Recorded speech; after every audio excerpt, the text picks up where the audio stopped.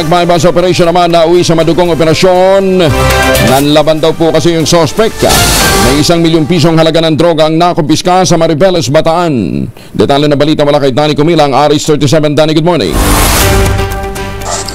Nasawi sa tama ng bala ang isang drug suspect matapos manlaban ito at gantihan ng putok ng operatiba ng Maribeles PNP at PPDEO sa ikinasang drug bypass operation sa Roman Highway, Batangas 2, Maribeles, Batan, alas 7:30 ng gabi.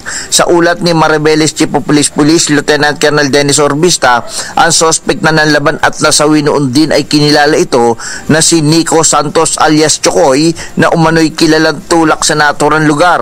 Habang isinasagawa umano ang bypass operation, napansin umano ng suspect na siya ay nakikipagtransaksyon sa mga operatiba ng pulis at agad itong nagpaputok gamit ang kanyang caliber 45. Dahil dito, dumepensa ang mga otoridad, pinaputokan din siya hanggang sa magtamo ito ng tama ng bala at bumagsak. Isinugod pa ito sa Bataan General Hospital, subalit idiniklarang wala ng buhay.